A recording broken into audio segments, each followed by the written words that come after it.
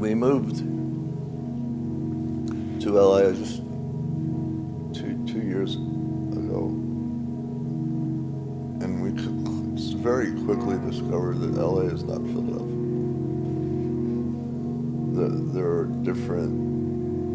there's an entirely different substance to LA than there is to Philadelphia. The light here can be overwhelming.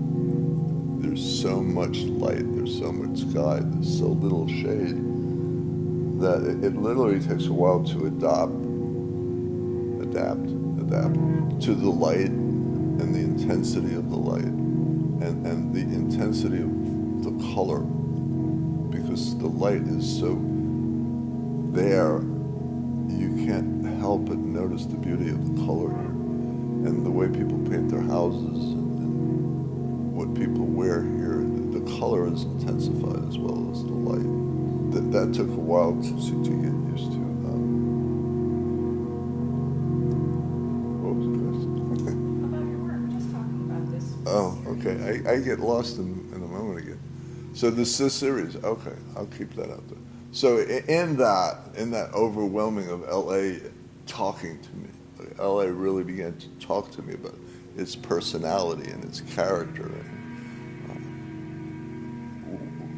what it expects of me in terms of getting out of bed, going outside. What am I going to experience? There's an expectation of things happening here, and a conversation, if you will, that happens with LA and myself. And then when you go on the highways here, there's a whole different experience, and there's a certain madness here in the highways that doesn't exist in Philadelphia. It's right lanes disappear and appear up seemingly with absolutely no intent. When I began to paint here, it's like part of me wanted to continue the conversation that I had in Philadelphia, but LA was talking to me, and it was saying that I'm not Philadelphia, and there's different things here, there's different people, and there's different experiences that I have, even with my personal search with spirituality. It's different here. And so I wanted to talk about all these things, and I wanted to talk about it in two parts. I wanted to have 5 paintings that address this conversation that's coming from LA to me, and I wanted to do 5 paintings of my responding to LA. And the first 5 are really very reactionary, and in a way responding visually to that. So it's like you telling me about you and my painting a painting of you. The next 5 was, okay, that's how this affects me, and this is what I have to say.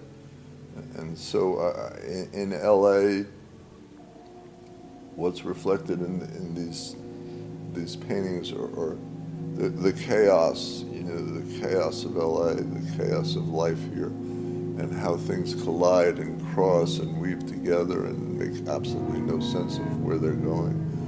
And so with the first 5, I really explored that, and with the next 5, I wanted to talk about there has to be something beyond that.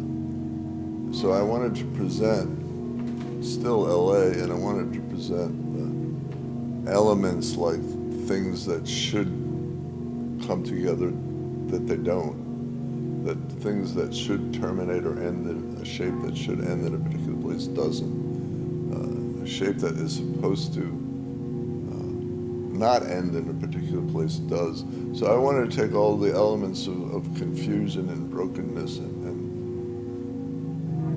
present that in a beautiful, colorful way that is illusionary and plays with your mind a little bit. The real story in all of these is that, yeah, there's a good conversation here, having here back and forth, but there's something more.